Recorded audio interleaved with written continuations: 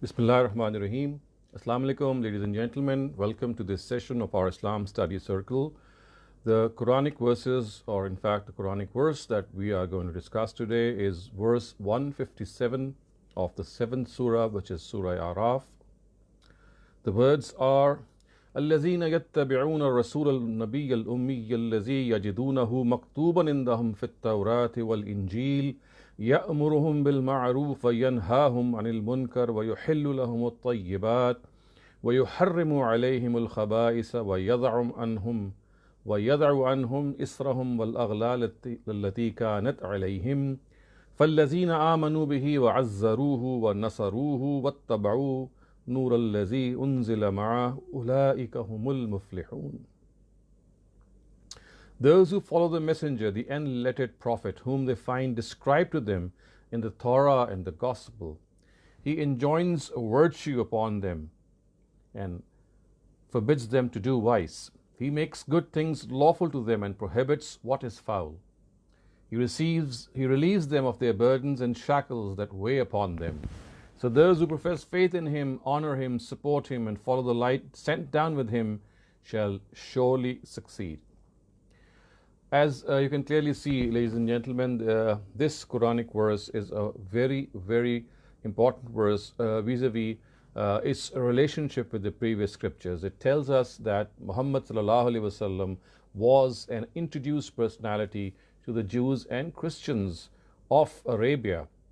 And so much so it is said that they find his name to be written in the Torah and the Gospel. Of course, since we have translations today of the Torah, the Old Testament, and the Gospel, which is the New Testament, we do not have the original languages, but still the way there are some areas in the New Testament and the Old Testament in the word in which the word which is used for the last prophet is quite close to the actual name of the Prophet Muhammad, which of course we know is Ahmed.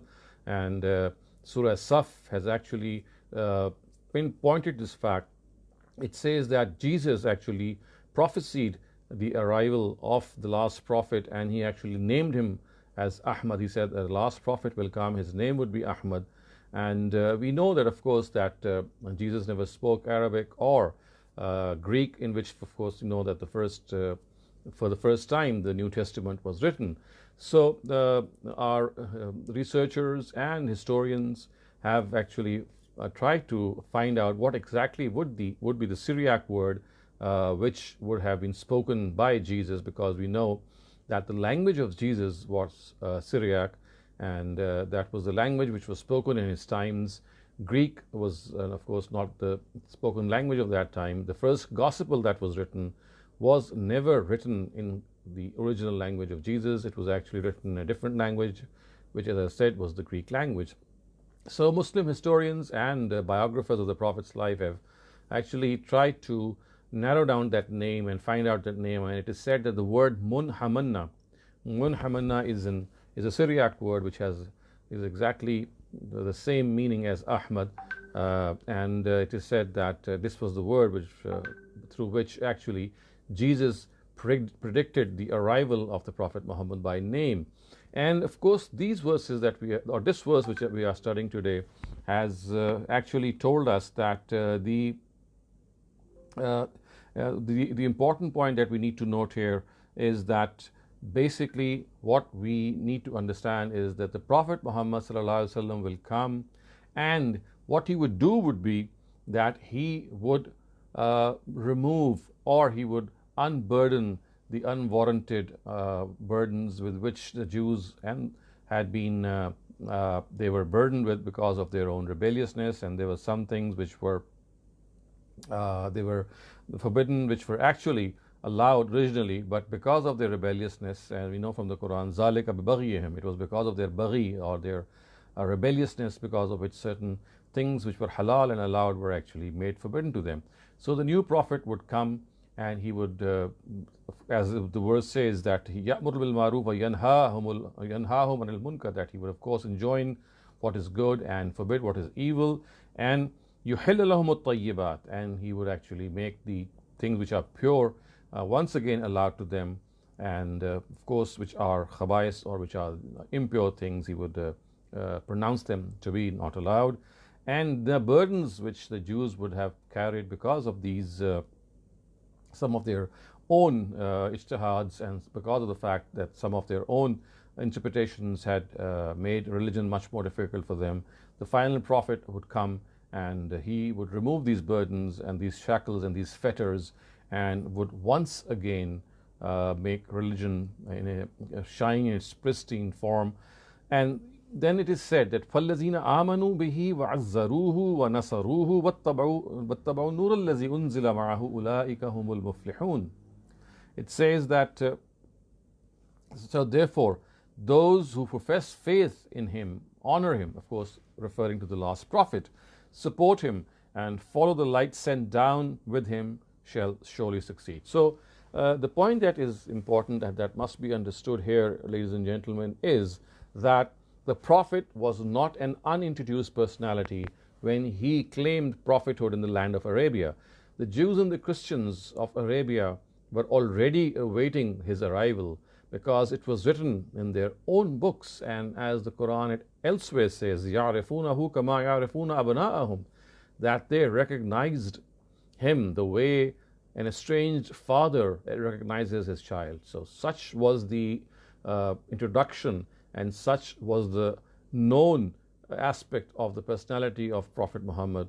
And it is this, because of this very reason, that when the Jews and the Christians denied the Prophet Muhammad as a true prophet, that the wrath of God actually stirred very much. And of course, the point being that they were waiting for someone who had been introduced to them in their own books.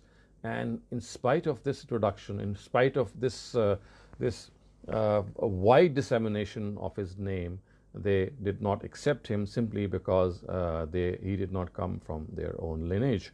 So we have to understand one thing, that the Jews and the Christians of the times of the Prophet Muhammad, about which the Quran is very harsh at many places, the primary reason of this harshness is that these Jews and Christians had intentionally denied the Prophet Muhammad. They were fully convinced of his veracity, but still they did not accept him.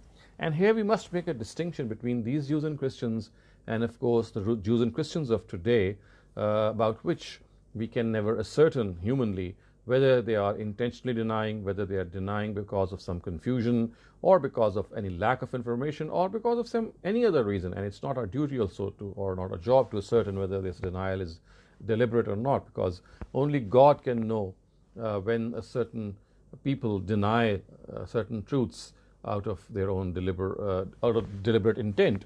In the times of the prophets of God, in the times of the era of prophethood, the Almighty communicates this to his prophets and tells them that even after clear communication, even after conclusive communication of the truth, these people are bent upon denying, in spite of acknowledging from their hearts that he is a true prophet. So after the termination of the institution of prophethood, because the Almighty never communicates with any of his creatures the way he did with his prophets, therefore this information can now never be known whether a particular Jew or a Christian today is denying the prophet or not. Of course, the thing that they have to understand is that the Quran has made this claim that they should find the name of the prophet or his attributes being described in the Old and the New Testament, and if they intentionally deny this, then they would be taken to task by the Almighty in the hereafter.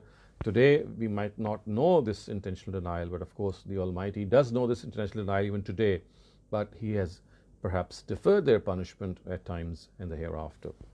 So what we need to understand here is that the Prophet Muhammad was a well introduced personality. He was well known among the Jews and the Christians. In fact, as is predicted by their own books, they were waiting for his arrival.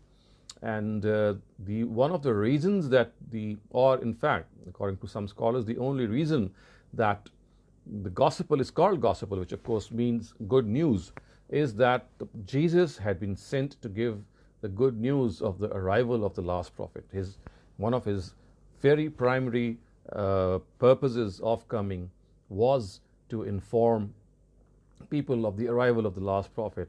And even if then they denied, then of course you can clearly see that the Israelite prophets who actually came one after the other, and the culmination of these prophets was Jesus himself, who predicted the arrival of the final prophet by actually taking his name, Ahmad. We know that his name was Ahmad, and Surah Saf actually spells out and tells us that this is how Jesus took his name. And thus, therefore, this should actually ring a certain amount of alarm in the minds of all those who are in search of the truth, and they would like to find out if there was a last prophet, if there was another prophet after Jesus, and as is the claim which has been made or which is being made continuously by Muslims, then they have to lend their ears to this claim and verify it. And if they are careless in this verification, or they disregard this verification, or on the other hand, if they go out and start to verify it and then they perhaps are not able to do so, of course they could be given the benefit of the doubt.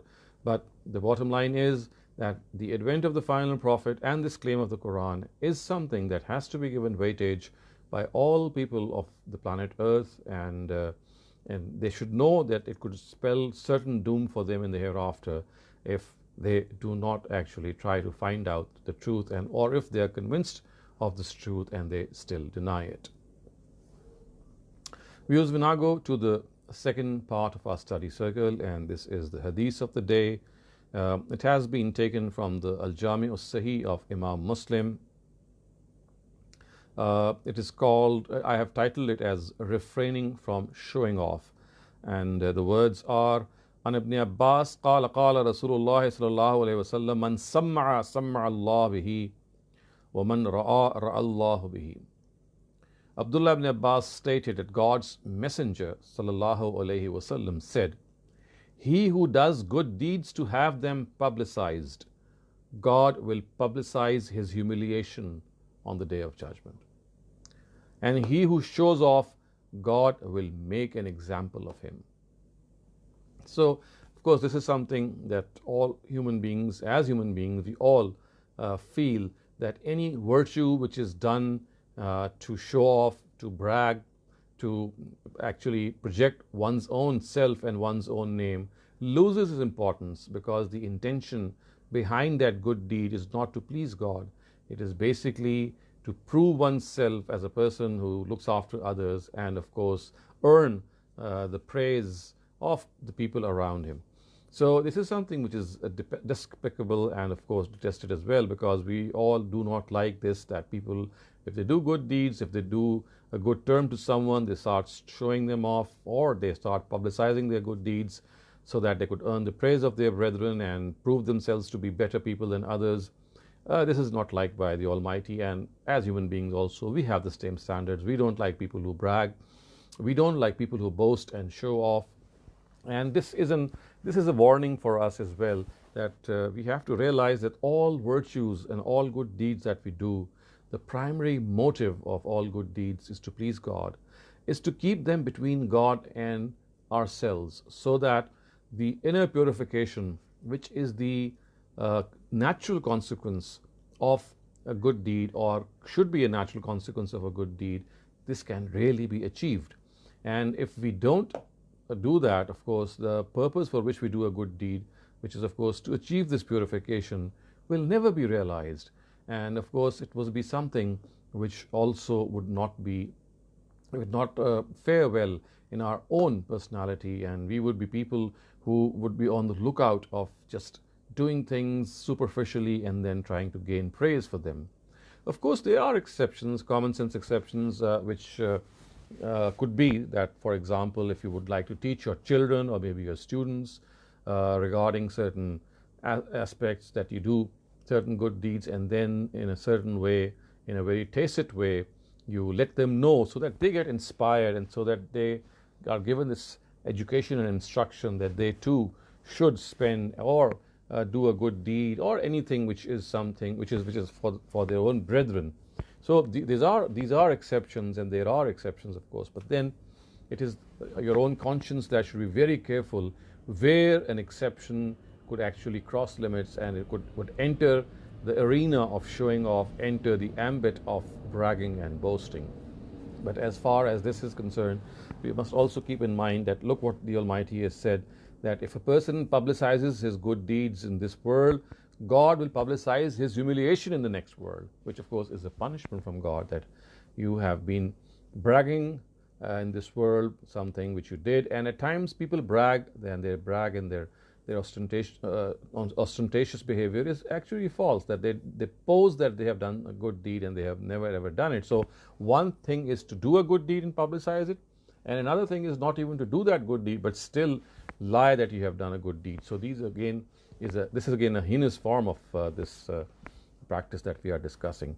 So the Almighty says that if someone does this, then he should remember that God is going to really take him to task in the hereafter and publicize his humiliation in the hereafter. In fact, as the verse says, as the hadith says at the end, that God will make an example of him. And God forbid that we enter this personality sickness, I would call, and if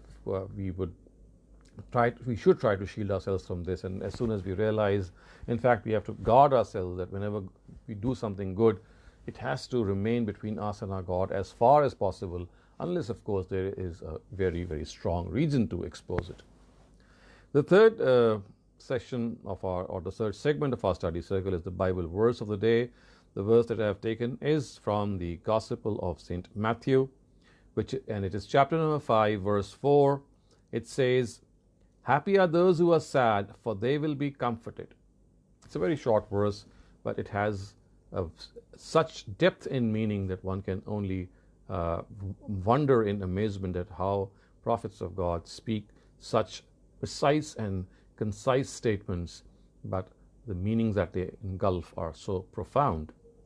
So the point that Jesus is in all probability making here is that if you feel sad and discomforted in this world because of the fact that your own deeds, your own good deeds could not produce congruous results, or they were not able to produce those desired results, then of course a person does become sad, he does become disappointed. But look what the outcome of this is. Jesus says that such people will be comforted and they will be, of course, compensated for this. And the obvious reference is in the hereafter, that this world is a place of trial and test. Not always do good deeds produce good results, but in fact we find that it is those bad deeds that produce good results. So therefore we have to understand that in all probability, in all cases, this world is a trial and test. This world is a place in which we are undergoing a certain test, and one of the requisites of this is that we don't have the results in our hands, that we think that if we do something good, then if we sow good, then the seed which has been sown in the land as a good thing will also produce something which is fruitful. It's not always the case, and this is what makes us disappointed. This is what makes us sad. This is what makes us lose hope. But we are comforted that we must realize that we will be compensated for all this. If we feel sad or bad, or we feel disappointed because of the things that people do against us, and people are jealous, people pull our legs, people have all sorts of grievances which are not true. They try to stall you in your struggle in life. They try to demean you. But if this is a cause of temporary dissatisfaction for us, then what more can be said by a prophet of God, that people will be compensated for this, they will be comforted for this. And if God is going to compensate them, then one can only realize how huge an impact this would be for them. Viewers, we now come to the final part of our study circle, and this is the discussion topic of the day. It says, how to stop wasting time. Of course, as human beings, as individuals who take part in the daily routines of life, and we do various chores, we do various tasks, we are assigned various responsibilities. One of the greatest elements of being a person who's responsible is that he is an organized person who does not waste time, who does not procrastinate, who always has a purpose in life, and his life revolves around that purpose, which does not make that person waste his or her time. This, of course, does not mean that a person cannot enjoy life and cannot entertain oneself, or maybe it does not, he does not, or she does not indulge in amusement. This is not the case. Wasting time, procrastinating time, is that we are actually indulging in killing time. We may be having a number of tasks at our hand, but we are just trying to evade them. We are just trying to put ourselves through certain other situations, and we may be relaxed, but at the same time we are showing an irresponsible behavior. So it is essential that we must not waste time, and the best way that we can actually guard ourselves from not indulging in this wasteful attitude is that we must have a daily timetable, some checklists in which we have to program our daily routine, that this is the thing that I will do today, 1, 2, 3, 4, and those things should actually fill up your whole day. As I said, this does not exclude amusement or relaxation. That goes without saying, because that too is very important for one's own upbringing and development. But the thing is that idle time, wasting time, doing things which are of trivial nature, this is something which we should avoid. We should think that every single second of our life is extremely important. People who value time, time values them, and people who waste time, time wastes them. There's all this possibility. So if you have to be a person who is organized, if you have to be a person who is in the role of a leader, you see, leadership roles are roles in which a person does multitasking. He does a lot of work at the same time. He is at the top. He makes other people do work.